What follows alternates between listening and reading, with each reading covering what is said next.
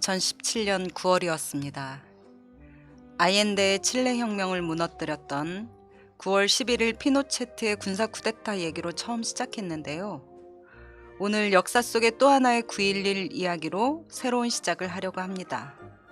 바로 이슬람 근본주의 무장단체인 알카에다가 19년 전에 저질렀던 9.11 테러를 기억하면서 현대 세계의 가장 뜨거운 주제 중의 하나인 이슬람 근본주의 어제와 오늘을 이야기하려고 합니다.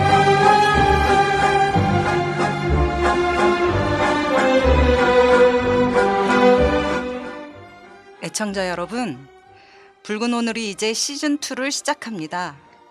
역사 속의 오늘은 단 하루도 걸음없이 세상을 바꾸려고 했던 수많은 사람들의 땀과 눈물이 배어있는 그런 날입니다. 오늘은 새로운 세상을 위해 온몸을 바쳤던 어느 혁명가가 내일을 더 살지 못함을 안타까워하며 사형대에서 눈을 감은 날이기도 하고요. 또 오늘은 역사의 물줄기를 바꾼 거대한 투쟁이 세상을 덮었던 그런 날이기도 합니다. 그 오늘의 여정을 여러분과 함께 다시 시작하겠습니다.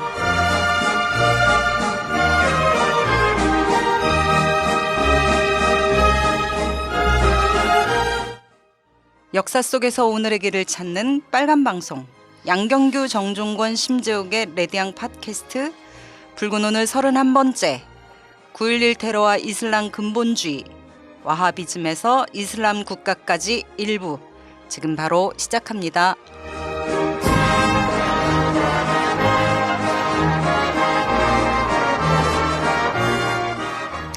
네, 안녕하세요. 오랜만에 만나네요. 청취자 여러분 반갑습니다. 안녕하세요. 반갑습니다. 네,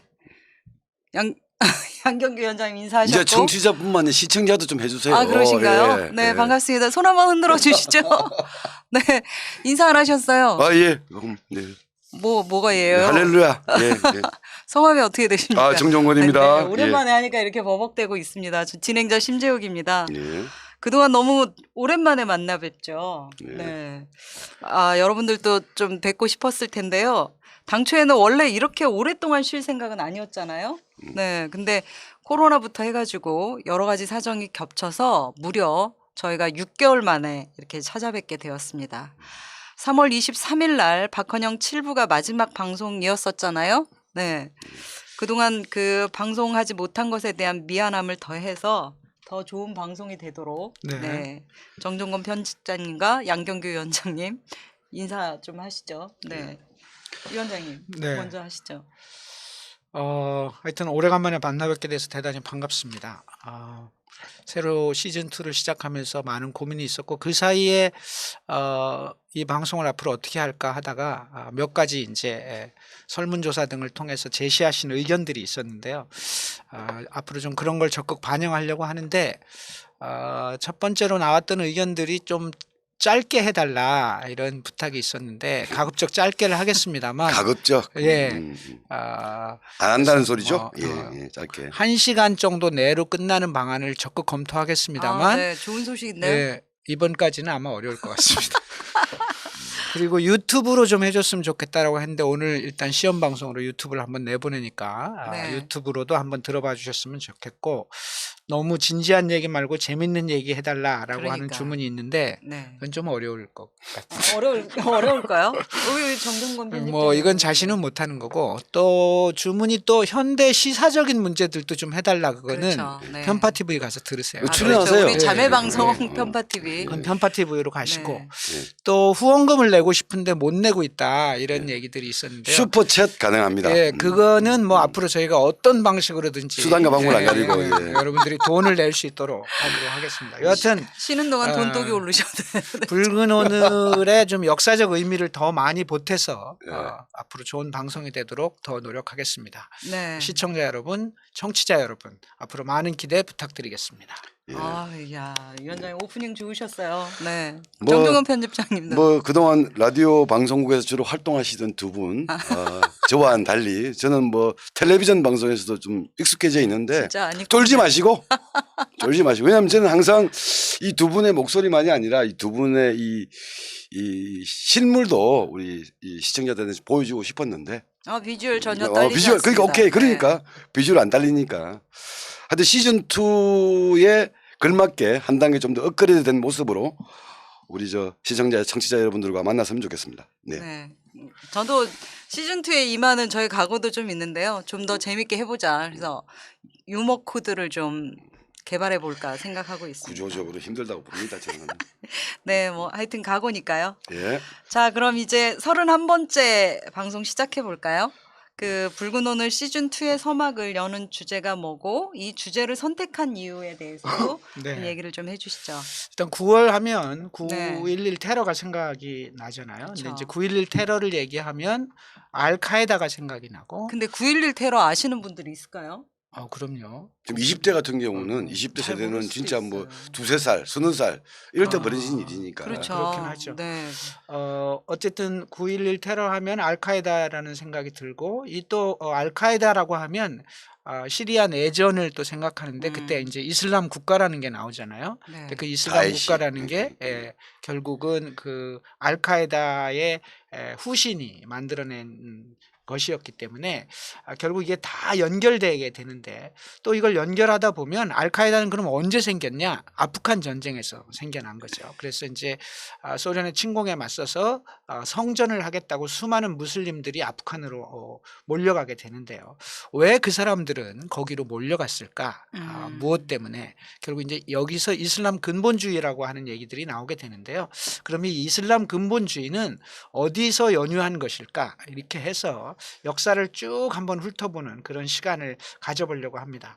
아랍 역사의 한 축은 원래 팔레스타인 분쟁을 중심으로 한 아랍 민족주의 투쟁이 가장 중요한 아랍 분쟁의 원인이었는데 1979년을 기점으로 해서 소위 이슬람 근본주의가 아랍 분쟁의 가장 중요한 것으로 등장하게 됩니다. 그래서 오늘은 아랍의 현대사 전체를 한번 쭉 훑어보려고 합니다.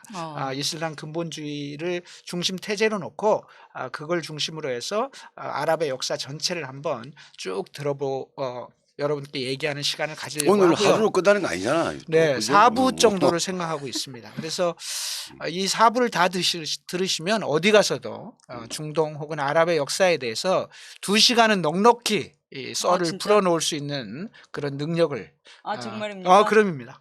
네.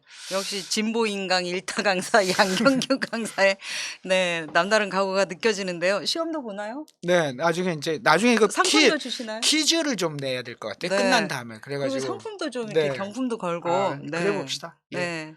하여튼 저도 사실 매일 아랍 뉴스를 접할 때 누가 한번 좀 정리 좀 해줬으면 좋겠는데 잘 이해가 안 되더라고요.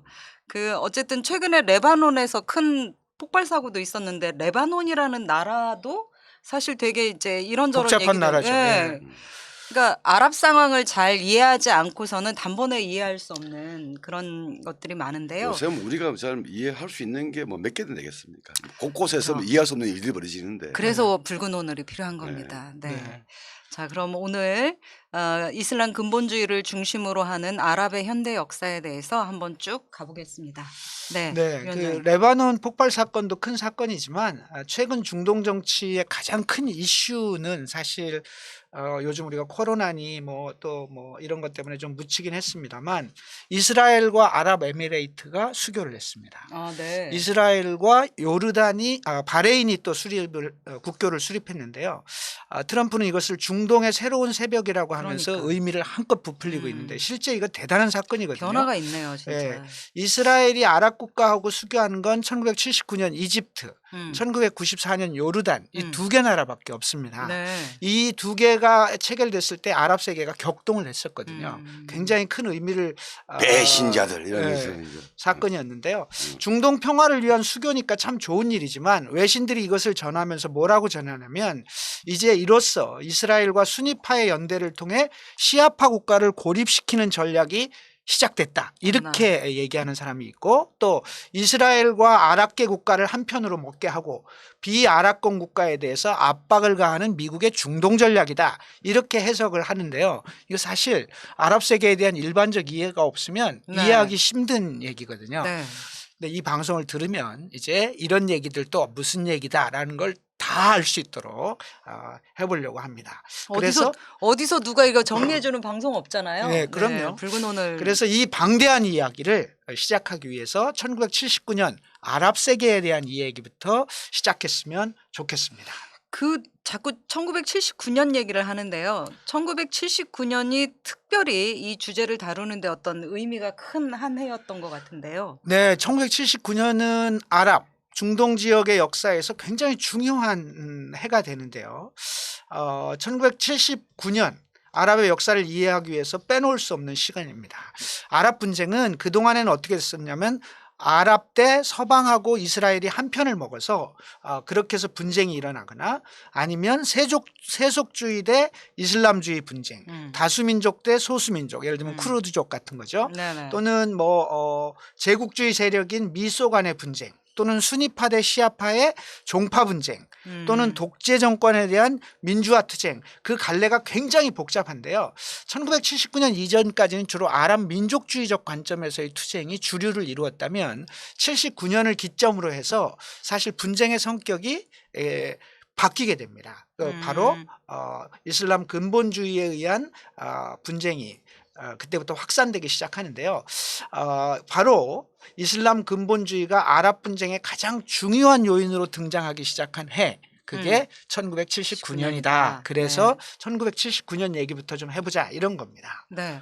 그러면 어떤 사건들이 1979년에 일어났는지 그 1979년을 우선 좀 살펴봐야 되겠네요. 예, 썸머리 정 네. 제가 나서겠습니다. 79년에 이제 아랍 세상, 아랍에 어떤 일이 있었는지를 제가 한번 좀 말씀을 드릴게요. 제일 먼저 첫 달 1월 정월에 이게 또 이랍사계에서 가장 어떤 코페르니쿠스적 전환이 일어났던 호메이니가 주도하는 이란 혁명이 1979년 1월에 발생합니다. 그리고 2월에는 아프간 주재 미국 대사가 이슬람 근본주의에 의해서 납치 살해당합니다. 그리고 11월에는 그러니까 이란 혁명이 일어난 그 이란에서 이란의 미국 대사관들이 이제 이란의 학생들에 의해서 점거되는 사태가 발생하고요. 또 사우디에서도 11월 달에 메카에 있는 이슬람 최대의 성지 카바 대사원에서 이크완이라고 불리우는 이게 사우디 쪽이죠, 주로. 이크완이라고 불리우는 이슬람 근본주의자의 후예들이 그 대사원을 점거하는 사건이 또 발생하게 됩니다. 그리고 바로 그 다음 날 11월 21일에는 파키스탄의 이슬람아바드 주재 미 대사관이 파키스탄의 이슬람 교도들에 의해 점거됩니다. 지금 또 파키스탄이 사실은 또 그 이름 뭐죠? 그 있잖아요. 그 있잖아요. 저 죽는 알카에다 뭐 하다가 또 나오는 이슬람 탈레반. 탈레반의 또 이제 이 근거지가 되는 네. 또 지역이기도 하죠. 그러니까 이런 일들이 1월부터 11월 달까지 벌어지듯이 1979년 이슬람주의에 입각한 1년의 사건들이 격동을 했던 해라고 완전 대형 사건들이 막 줄줄이 일어났군요. 그리고 이 사건의 마지막 피날레, 이 해의 가장 피날레라고 볼 수 있는 게 뭐냐면 바로 소련의 아프가니스탄 침공. 네. 이 아프가니스탄 1차 전쟁이 1979년 12월 25일 크리스마스에 벌어집니다. 이 사건을 계기로 해서 이슬람 근본주의가 이 지구상에 전면적으로 공식적으로 수면으로 쭉 떠오르게 되는 거죠. 네. 특히 이 1차 아프간 전쟁이 중요한 것은 이 아프간 전쟁에서 이슬람주의 근본주의자들이 대대적으로 국적을 불문하고 이 전쟁에 참전해서 이 소련의 침공에 맞서 싸우는 이슬람의 연대들을 하자라고 하는 거, 이를 지지했던 자들이 이제 무자헤딘이라고 불리우는 사람들이고, 이 무자헤딘이 바로 이슬람 근본주의, 알카에다니 모든 이슬람 근본주의의 출발점이라고 봐야 되는 거죠. 발화점이라고 봐야 되는 거죠. 그러면 우리가 이제 이 1979년에 일어났던 일련의 사건들을 하고 아프간 1차 전쟁을 살펴보는 게 어쩌면 이슬람 출발점이죠. 근본주의의 네. 출발이 어떻게 됐는지를 좀 알 수 있겠네요. 이제 그렇기는 하지만 1979년 일련의 사건들이 하늘에서 뚝 떨어지진 않았을 거 아니에요. 그랬겠죠. 예. 네. 오랜 시간 아랍에서 배태되어 온 일련의 이슬람주의에 대한 흐름이 있었기에 이런 사건들이 일어난 거잖아요. 네. 그래서 1979년 이야기는 조금만 뒤로 미루고 이 일련의 사건들이 왜 일어났는지, 어디에서 연유하는지, 그리고 어떻게 아프간 전쟁으로 연결되는지 그 전의 이야기, 즉 이슬람 근본주의의 뿌리에 대해서 네. 우리가 먼저 한번 살펴봤으면 좋겠습니다. 이슬람 근본주의의 뿌리라고요. 네. 그러니까 1979년 사건도 되게 여러 사건이라 복잡할 텐데 그 기원을 살펴보자는 얘기죠. 아라비엔나트까지 거슬러 가는. 그렇죠, 그렇죠. 아랍인 나이트. 4,000년 전. 물론 이제 혹시- 그 기원을 살펴보려면 7세기 무함마드, 네. 우리는 흔히 마호메트라고 하는데요. 7세기의 무함마드의 이야기부터 시작해야 되는 거죠. 거기까지 거슬러 올라가려면 좀 숨이 가쁘니까 네. 현대 이슬람 근본주의의 뿌리가 되는 와하비즘과 무슬림 형제단 이야기부터 풀어갔으면 좋겠다고 생각합니다. 네. 제가 또 이 종교 전문가 아닙니까? 네. 종교 전문가라서 와하비즘 종교 이야기. 전문가라고? 예, 제가 종교 언제부터? 전문가입니다. 제가 그 신흥 종교, 맞아요. 어, 그런가요? 네, 저분이 거기 예. 사이비 종교 이쪽 전문가인데 아니 어, 뭐 제야 이슬람을 사업자인 사이비라고 줄 보는 거 알았더니. 아니고 네. 하여튼 이 지금 와하비즘이라고 하는 이 와하비즘이 사실 이슬람 근본주의의 정신적 뿌리라고 할 수 있는데 이 설명하면 이 와하비즘 말 그대로 마르크스주의가 마르크스 나오듯이 와하비즘은 와하브라고 하는 사람이 설파한 이슬람의 교리라고 할 수 있는데요. 이 와하브라는 사람은 1700년대의 사람이에요. 1700년대. 이 사람이 중요한 게 아니고 이 사람하고 당시 아라비아 반도의 중앙 네지드 지역의 베두인 유목 부족들이 있었어요. 그걸 이끌었던 사람이 사우드 가문이고 이반 사우드라고 하는 사람이 이 당시에 어떤 주요한 리더였는데요. 이 그 네지드 지역은 형식적으로는 아랍 전 지역과 특히 유럽의 발칸까지 지배했던 오스만 투르크의 영토였지만 이 오스만 투르크의 이 지배력이 곳곳에 가는 게 아니잖아요. 그러니까 그 허점들에 이제 그 동네 토호들, 유지들이 그러니까 자기 종족들, 나와바리를 구축하고 있는, 부족들. 나와바리를 구축하고 있는데 그 중에 한 가문이 바로 사우드 가문이었던 거거든요. 네. 그러니까 이거는 뭐 토호 중에 하나였죠. 그런 아라비아 반도의 한 가문이었던 사우드 가문. 이 1744년에 무하마드 이븐 압둘라 와하브라는 사람, 지금 와하비즘의 네. 전파자로 있던 창시자. 이 사람과 이제 만나게 되는 겁니다. 음. 이게 어떤 정치 세력과 어떤 종교적 어떤 지도자, 영적 지도자 이 두 사람이 만나면서 사우디아라비아가 만들어지고 이 이반 사우드의 사우드 가문이 아라비아 반도를 지배하는 지배세력으로 부상하는 계기가 마련되었던 겁니다. 왜냐하면 물리적인 힘이야 이 사우드 가문이 가지고 있었지만 네. 이 곳곳에 퍼져 있었던 이 아라비아 지역의 많은 부족들 특히 이슬람을 믿는 이 무슬림들을 하나로 묶는 어떤 정신적 연결고리 어떤 이념적 지향들 이런 것들이 있을 때 네. 힘을 가지잖아요. 그렇죠. 그래서 마르크스도 그런 말 하잖아요. 이념이 대중을 만나면 물리적 힘이 된다라고 네. 하듯이 이 이슬람 지역 좋았어요. 이슬람 지역을 하나로 묶을 수 있는 와하비즘과 이것을 가지고 이슬람을 통일시켜 나가는 이반 사우드 가문 이것들이 이제 만나게 되는 거고 이게 사우디아라비아라고 하는 나라의 어떤 출발점 모태가 될 수 있는 거죠. 그렇군요. 뭐 다르게 말하면 정교 동맹이라고 볼 수도 있겠죠. 네. 그러면은 그 와하브라는 사람이 누군데 이런 어떤 이념적 기반을 가지고 이런 세력을 만들었는지 되게 궁금한데요. 그 어떤 계기로 이런 일원을 만들게 됐나요?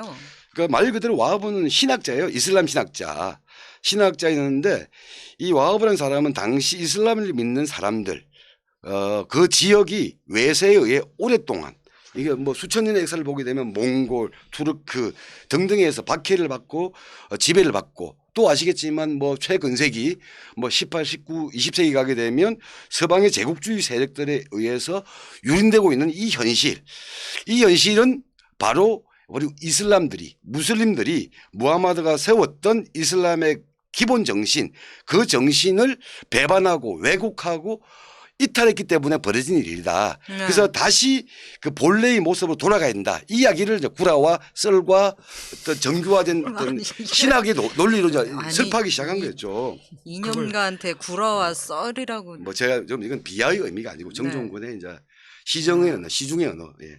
하여튼 무하마드의 시절로 돌아가서 쿠란과 그 무하마드의 은행을 기록한 하디스에 철저하게 복무하면서 새로운 사상, 서방의 문물 이런 부분들에 대해서 맞서고 스스로를 자기 정리해야 된다. 이런 주장을 이제 정리를 하게 됐던 거죠. 특히 이 와하부는 지하드를 강조합니다. 지하드라는 지하드요? 말은 네. 성전이라는 거죠. 성스러운 전쟁이죠. 이 성스러운 전쟁이라고 하는 것이 지금에 와서는 이제 물리적인 총칼을 든 전쟁만을 얘기하는 근데 이 사람이 말했던 지하드는 정신적, 사회적 이런 모든 방면에서 서구 우리로 치면 그거하고 비슷한 거야. 저 위정척사파. 위정척사파 있잖아요. 저 외국의 문물들이 약간 타락한 것들이기 때문에 여기에 맞서서 정신적 투쟁도 해야 되고 필요하면 물리적 투쟁도 해야 된다. 그러니까 이런 이야기들을 많이 했던 거고 이게 바로 이제 무하마드가 이슬람교를 창시할 때 하나는 한 손에는 꾸란 또 한 손에는 금을 들고 네. 이 교도들을 정벌했던 그 시절로 돌아가야 된다. 이야기를 많이 했던 거죠. 바로 이런 논리가 외세의 지배 속에서 박해받고 곤궁하고 핍박한 삶을 살아가고 있었던 이 무슬림 대중들에게 상당한 호소력을 가지게 됐던 거죠. 네. 그래서 와하부는 이런 이론을 통해서 무슬림 종교 공동체를 확장해 나갔던 거고 그리고 그 과정에서 그냥 신학적으로만 신자들만 넓혀 나가다가 바로 이게 현실의 정치 세력이었던 사우드 가문의 족장 무하마드 빈 사우드를 만나게 됨으로써 이 두 개의 어떤 흐름 종교적 메시지와 정치 권력 이 합쳐지게 됐던 이러면서 말씀드렸던 사우드 가문이 그 아라비 반도의 신흥 세력 지배 세력으로 떠오르게 되었던 거죠. 그러면 이 와하비즘이 초기에 이슬람으로 돌아가자라는 구호를 가지고 검을 든 이슬람주의라고 할 수 있는데 이런 논리가 당시 세계적 그 어떤 조건에 의해서 강력한 영향력을 발휘할 수 있었던 거잖아요. 네. 오늘날의 이슬람 근본주의하고 논리가 좀 비슷한 것 같은데요. 그렇죠. 네. 조금 더 얘기를 하자면 이렇게 1차 세계대전 전후가 이제 약간 분기점이 되는데 보통 1차 세계대전은 제국주의 전쟁이라고 하잖아요. 그렇죠. 제국주의 전쟁인데 이 아랍 지역의 대부분은 이 영국과 프랑스가 치고 들어와서 이 지역을 자신들의 텃밭으로 만들고 했죠. 근데 여기에 일단 먼저 딱 선점하고 있었던 세력이 바로 오스만 투르크잖아요. 네. 근데 오스만 투르크는 1차 세계대전 때 독일의 동맹군이었던 거예요. 네. 독일의 동맹군이었고 이것에 맞서 싸웠던 세력이 영국, 프랑스 뭐 이쪽 서방 그룹이었던 네. 거죠. 근데 이 그 중동 지역 이 아라비아 반도에서는 아까 곳곳에 부족들이 있을 거 아니에요. 근데 네. 이 사람들은 오스만 투르크의 지배 지역이었지만 오스만 투르크하고 한따까리 하면서 뭔가 자신들의 세력을 영향력을 넓히려고. 넓히려고 했던 이런 상황. 근데 오스만 투르크는 독일의 동맹군이야. 음. 영국과 프랑스는 뭐겠습니까? 너 요번에 저 독일하고 오스만 투르크하고 싸우고 좀 쟤들을 물리치게 되면 너그 땅의 어떤 줄게. 너그의 나라, 응. 너그 부족의 어떤 땅 이걸 보장해 주겠다. 지가 뭔데? 그러면서 쥐가 먹이 와서 이걸 또 헤쳐먹으려고 하는 웃기잖아, 놈들이지. 그러면서 그렇게 약속도 하고 또 무기도 지원해 줘요. 무기도 지원해 주면서 이제 이 오스만 투르크와의 전쟁을 벌이도록 협박, 유도 또는 회유, 지원 이렇게 한 거고 그 사우드 가문이야 땡큐지. 안 그래도 뭐 자기들 땅과 영향력을 만들고 싶은데 옆에서 돈도 주고 무기도 주고 이렇게 한다고 하고 싸우면서 이기면 나라도 보장해 준다고 하니까 이거를 잘 활용했던 게 바로 사우드 가문이었던 거죠 사실. 그러니까 영국 진짜 웃겨요. 그때 우리 팔레스타인 할 때도 이 얘기 잠깐 나오고. 그게 발포 선언이잖아요. 네, 맞습니다. 네. 예. 그러니까 이제 그렇게 해서 결국 이제 사우드 가문이 아라비아 반도의 승자가 되는데요. 근데 그 과정을 보면 그게 그렇게 아주 순조로웠던 것은 아니었습니다. 왜냐하면 이 아라비아 반도에 사우드 가문만 있지는 않았을 거 아니에요. 그렇죠. 그러니까 이걸 다 묶어서 독일하고 전쟁, 오스만 투르크하고 전쟁을 시켜야 되기 때문에 각 가문에게 다 약속을 하는 거예요. 영국이? 영국과 이가 프랑스 뭔데, 이것들이 진짜? 이중 약속을 하는 거죠. 진짜 이중 웃겼어. 약속을 해서 예를 들면 아라비아 반도의 메카와 메디나 지역의 지배 가문이었던 하신 가문을 비롯한 부족들에게도 약속을 이중으로 하게 됩니다. 네. 이걸 흔히 맥마흔 선언이라고 얘기를 하죠. 네. 영국의 맥마흔이 이제 그렇게 하겠다고 약속을 하니까 그렇게 해놓고 영국과 프랑스는 따로 만나가지고 내가 뭐 이러이러한 선언했지만 다 이거 뻥이고 실제로 전쟁 끝나면 너하고 나하고 우리 둘이 나눠 먹자 이렇게 해서 프랑스하고 나눠 먹는 비밀 와, 협정을 맺어요. 이게 진짜 못됐다. 1916년에 사이크스라는 사람과 피코라는 사람이 만나서 맺은 협정이라고 해서 사이크스 피코 협정이라고 하는데요. 이거는 우리 그거 비슷하네. 저 있잖아요. 저기 뭐냐 일본하고 미국이 데프트 가스라고 데프트 가스 그런 거죠. 예. 그 당시에는 제국주의들이 다 이렇게 해먹었어요. 그러니까 한마디로 사기꾼들인 거예요. 그래서 오스만 투르크가 물러가면 중동 지역 전체를 둘이 나눠 먹자. 이렇게 이제 비밀협정을 맺은 거죠. 네. 그래놓고 이 아랍의 부족들에게는 애들이 물러나가면 너네 독립국가 다 만들어주겠다. 이렇게 이제 사기를 친 진짜. 거죠. 여러분 뭐 유명한 영화인데 데이비드 린이 감독한 아라비아 로렌스란 영화 네. 한편 보면 요 내용들을 정말 어떻게 하고 있는지를 잘 볼 수가 있습니다. 또 뿐만 아니라 유대인들한테도 약속했잖아요. 예루살렘을 근거로 한 유대인 국가를 보장해 준다고 사기치면서 유대민족에게 전쟁에 참여하도록 1차 대전에 참여하도록 만들었던 그게 바로 발푸어 선언이었던 거죠. 네. 이런 식으로 선언이 아니 네. 뻥포지 뻥포이시. 그러니까 이 바람에 팔레스타인 분쟁이 오늘까지 이어지고 있는 게 바로 다 이런 이유잖아요. 따지고 보면. 아라비아의 로렌스 얘기도 잠깐 해주세요. 그거 되게 네. 재밌는 영화인데 아니 네. 지금 아까 그 9.11 테러도 잘 기억을 못하시는 젊은 청취자들은 네. 태어나기도 전에 이 영화가 나왔을 텐데 아라비아의 로렌스란 영화는 이제 닥터 지바고라는 영화를 감독한 데이비드 린이라는 사람이 감독한 거고요. 주연은 피터 오툴이라는 사람인데 우와. 어쨌든 이 영화를 보면 영국인인 그 사람이 이 아랍 민족들과 섞이면서 전쟁을 치러내고 그걸 통해서 아랍 민족에 대한 무한한 애정을 갖고 같이 하게 되는데 전쟁 끝난 다음에 자국인 영국이 이 아랍 사람들을 배신하는 것을 보면서 분노하게 되는 그런 영화인데 네. 이게 정말 3시간 반짜리 영화인데요. 굉장히 방대한 영화이기 때문에. 그 영화는 웃긴 영화야. 쉽게 말하면 영국인 개인 한 사람은 그 아라비아의 삐뿔들과 부족들에 대해서 헌신적으로 네. 서로 연대를 하면서 싸워 나갔지만 결국 그 착한 영국인이지만 국가와 나라는 잘 안 보이거든. 근데 화면에서 보이는 건 아름다운 영국인이야. 그런데 결국은 이걸 우리가 지금 얘기하고 있듯이 영국, 프랑스, 미국과 같은 이 제국주의 국가들이 다 핥혀놓는 건데 저는 그래서 뭐 그게 아름다운 영화 같지 않더라고요. 나는 약간 오히려. 제국주의를 미화했다는 비판도 있을 법하네요. 비판한다는 이름으로 사실상은 사람들에게는 아름다운 이 헌신하는 그 서방의 한 명의 장교 이걸 또 부각시키는 거 아니냐. 어쨌든 네. 시청자 여러분, 애청자 여러분 언제 한번 기회가 되시면 보시고요. 이제 이렇게 사기를 치고 나니까 전쟁이 끝나고 나서 중동 지역은 당연히 어떻게 돼요? 부족들끼리 그렇겠네요. 싸움이 완전히 생겨나는 전쟁터겠군요. 그러니까 지금 아랍 국가들이 서방 세계 너네가 우리들에게 어떻게 했냐라고 하는 이 반외세 반서방의 정서를 갖는 것은 당연한 겁니다. 당연하겠네요. 정말 역사적인 이 중동 진짜. 지역을 어떻게 유린했는지 상황이 복잡해지니까 영국과 프랑스는 중동 전체 지도를 갖다 놓고 지들 마음대로 줄을 긋기 시작해요. 세상에. 원래 이 나라가 지금의 우리가 아는 중동의 나라들은 모두 1차 대전이나 2차 대전 이후에 마음대로 줄을 그어서 영토를 받은 거예요. 그 세상에. 이전에는 그냥 오스만 투르크라는 나라였고 각각의 부족들이 존재하고 있었던 거지 우리처럼 해방 전에도 조선이 있고 해방되고 나서 다시 조선이 되는 게 아니고 없던 나라에 그냥 땅을 그어준 거예요. 너네 요만큼 가지고 38선 긋듯이. 너네 그러니까 38선 한 줄만 그었는데 얘들은 여기는 가로 막 세로 저기 사방으로. 너도 해 이런 식으로 그은 거지. 그러니까 영국과 프랑스가 지들 마음대로 나라를 나누고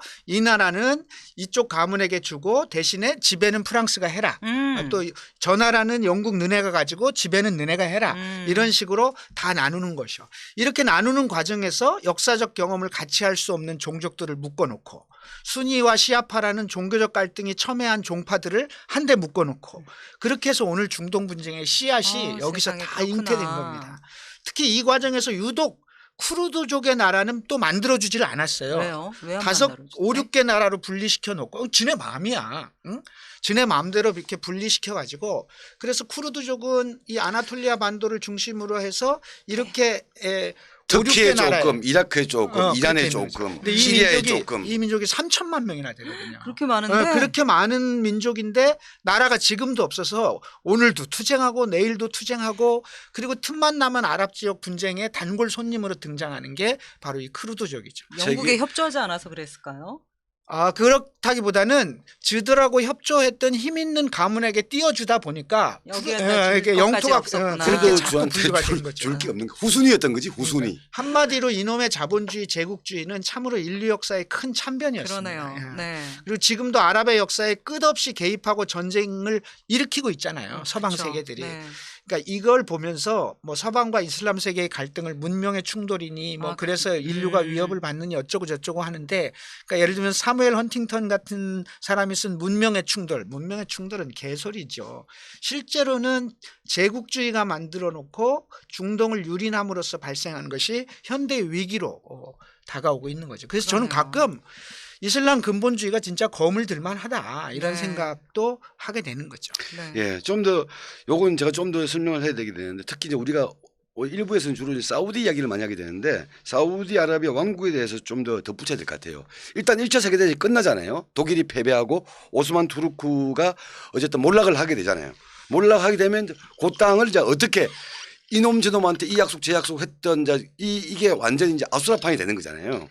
그 중에서 아라비아 반도의 패권을 둘러싸고 힘센 부족들 넘버 1, 넘버 2, 넘버 3가 있을 거 아니에요. 네. 넘버 1, 2가 이제 아까 얘기했던 사우드 가문과 하심 가문이라고 할 수 있는데 얘들이 또 이제 싸우는 거야. 자기들끼리. 네. 이때 사우디 가문의 족장이 이븐 사우드였는데 이 이븐 사우드는 오스만 투르크와 싸울 때 영국의 지원 뭐 돈과 무기 지원을 받아서 세력을 키웠지만 제일 더 중요하게 보게 되면 이크완이라고 하는 세력이 있어요. 이게 쉽게 말하면 종교 민병대야.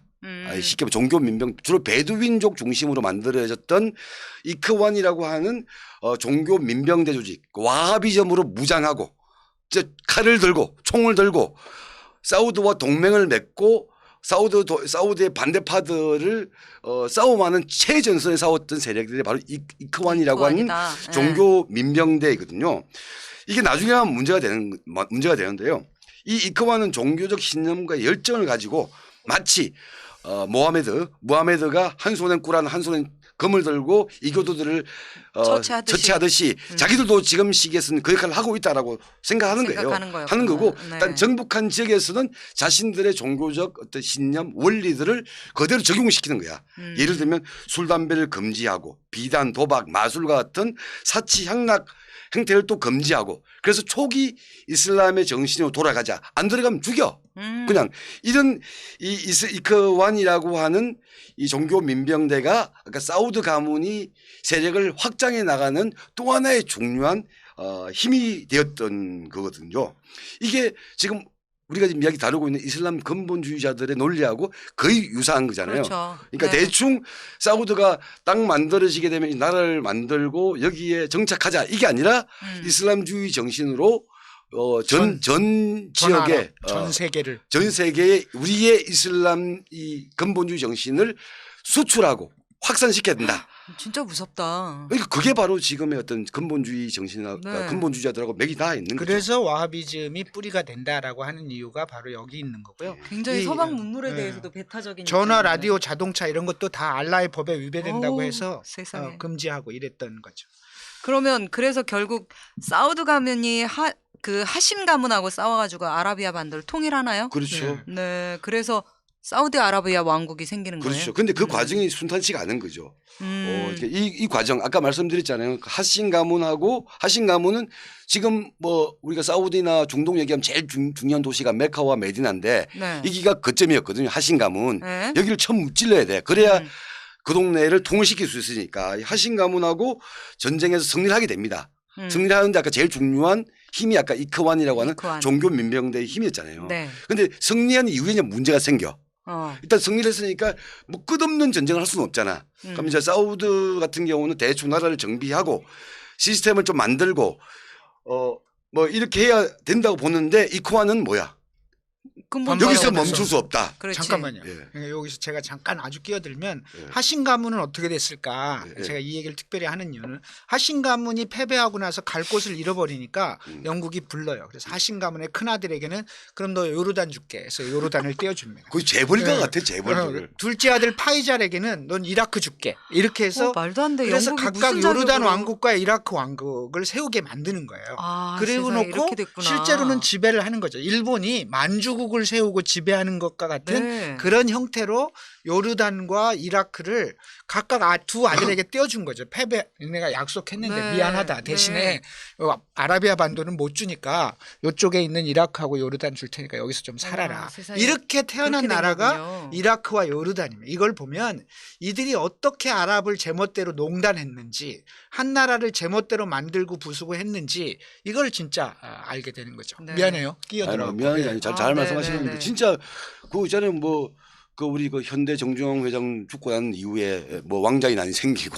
네. 그러니까 이게 너무 큰 거 먹고 작은 진놈들은 또 작은 거 먹고 이거 똑같은 논리인 거지 지금 이게 개인의 사기업이 아니라 나라를 둘러싸고 그렇게 벌어졌다라는 거고요.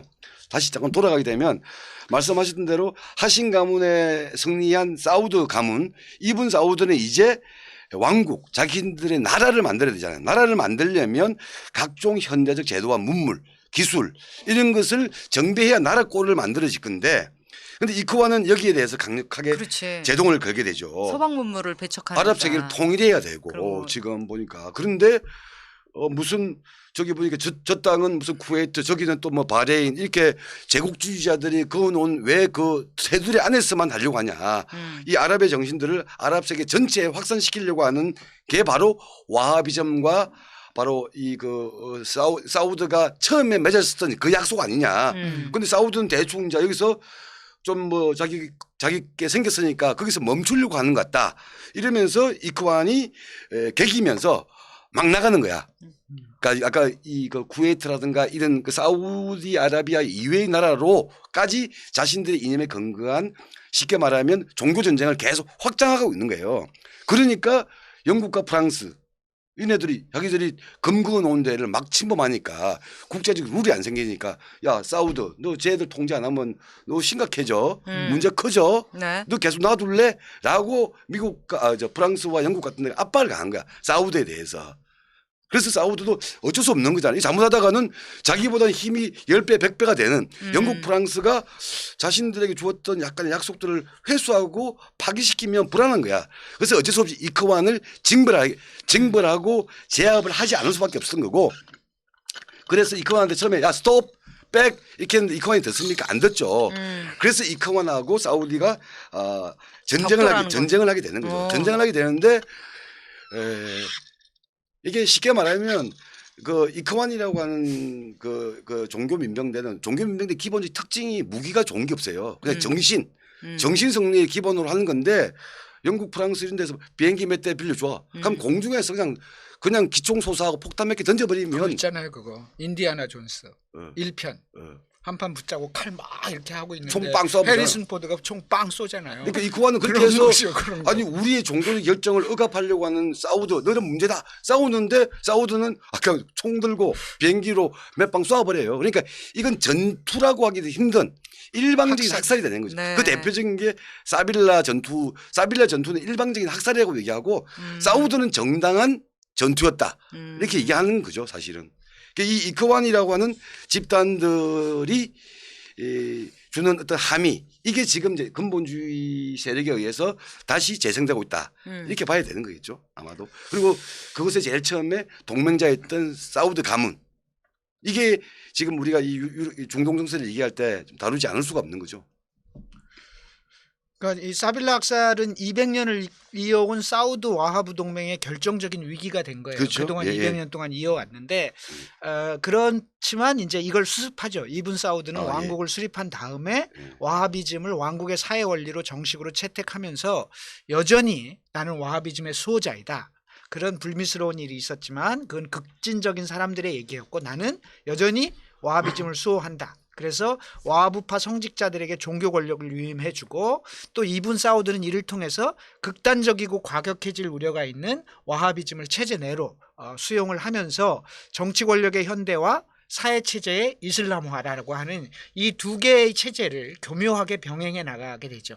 이게 사우디아라비아입니다. 정치와 외교 이쪽 파트에 대해서는 말 그대로 사우디 가문들이 하고 나머지 어떤 사회 시스템 또는 사회의 어떤 운영 원리에 대해서는 와하비즘의 원리 이게 저는 이걸 보면서 어떤 느낌이 드냐면 조선일보가 비슷한 생각이 드는 거야.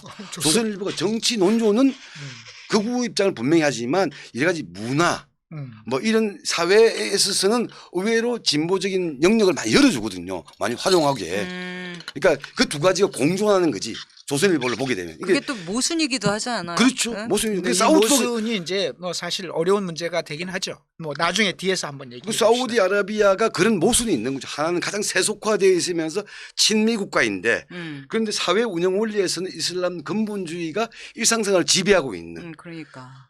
이게 어떨 때는 모순이 균열이 발생하기도 하고 그 균열의 한 측면이 그러니까 중동에 있는 이슬람 근본주의의 젖줄 역할을 하게 되는 거고. 아니 그러니까 또한, 이게 예. 서방 문화를 몰아내자고 하는 와하비즘을 자신의 이념적 어떤 신봉으로 삼고 그런데 또 정치적으로는 서방 국가 가장 친서방적이고. 그러니까 네. 서방 국가의 지원을 받으면서 정치 기반으로 삼고 있는 것이 엄청난 모순 위에 그게 있는 그러니까 거죠. 그 모순과 관련해서 좀 뒤에 다시 한번 그러니까 얘기하는 이게 걸로 네. 사람으로 치면 이게 정신분열인 거죠. 사람으로 치면. 어쨌든 사우디아라비아를 이해하는 데 있어서 굉장히 유용한 얘기를 해주셨고요. 그래서 사우디아라비아 왕국이 정식으로 네. 예, 이제 선포가 되고 그런데 그러면 또 한편에 이슬람 근본주의의 뿌리를 만드는 한 축이 또 있다고 했잖아요. 네. 그 아까 얘기하셨던 무슬림 형제단에 대해서 이야기를 좀 한번 해보실까요? 네. 무슬림 형제단, 그러니까 이제 한 축으로 와하비즘이 있었다면 또 한 축은 무슬림 형제단인데요. 무슬림 형제단은 1928년에 하산 알 반나라는 사람에 의해서 창설된 단체였는데요.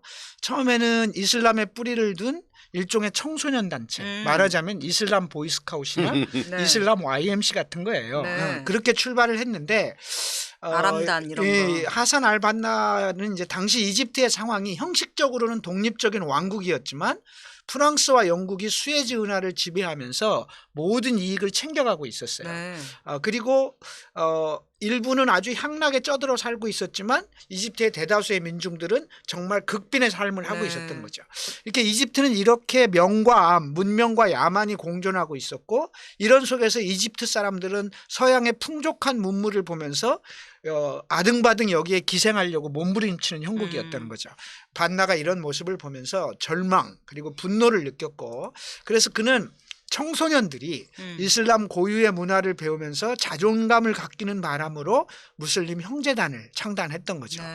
무슬림 형제단은 사회개혁과 이슬람주의의 원형 복원을 위해 노력했고 이내 이 단체가 청소년 단체를 넘어서서 성인들도 참여하는 이 그 정신에 동의하는 사람들이. 이집트의 가장 큰 사회 운동 단체로 성장을 해요. 그래서 10년 만에 20만의 회원 조직이 되고 20년 만인 1948년에는 50만 조직이 와. 되고 이어서 이집트뿐만 아니라 전 아랍 지역의 무슬림 형제단 지부가 생겨나게 된 그렇군요. 거죠. 이건 마치 YMCA 같은 조직이 전 세계적으로 가는 거와 똑같은 이치라고 보시면 네. 되는 거예요. 예. 그러니까 이 지역의 YMC 같은 거였던 거죠. 그러니까 무슬림 형제단이 이렇게 매우 온건한 개혁을 추구하는 무슬림의 사회운동 단체였습니다. 근데 전국적인 조직망을 갖고 병원, 학교, 뭐 스포츠 클럽 이런 것들도 운영했는데요. 언론 출판 활동도 하고 또 무슬림의 의무인 봉사활동, 자선활동에 주력하면서 대중적 기반을 넓혀갔습니다. 이 무슬림의 의무를 잠깐 얘기하면 무슬림은 5대 의무 또는 무슬림의 5대 기둥이라고도 얘기하는데요. 기도, 하루에 뭐 정해진 시간에 기도해야 된다. 네. 순례, 반드시 메카를 순례해야 된다. 라마단과 같은 단식 기간에 단식을 지켜야 된다. 네. 그리고 자선, 그리고 알라에 대한 유일신앙 이런 것들이 이제 기본적으로 5대 의무인데요. 나중에 이슬람 근본주의자들이 5대 의무 말고 6대 의무로 해야 돼라고 하면서 추가한 게 지하드예요. 이교도들에 성전. 대한 네. 전쟁. 여하튼 그렇죠. 이제 다시 계속 말씀드리면 무슬림 형제단은 범이슬람 근대화라고 하는 관점에서 반식민주의, 반서구화를 표명하면서도 뭐 민족주의에 매몰되거나 이 이슬람의 어떤 과격한 그런 것보다는 이슬람의 원리를 지키면서도 현대화하는 것에 힘을 실었죠. 이렇게 이제 대중적인 운동을 함으로써 전 아랍 지역으로 퍼져나가면서 아랍 세계 최대의 이슬람 운동단체가 되게 됩니다. 네. 아니 그러니까 근데 약간 의문이 되는 게요.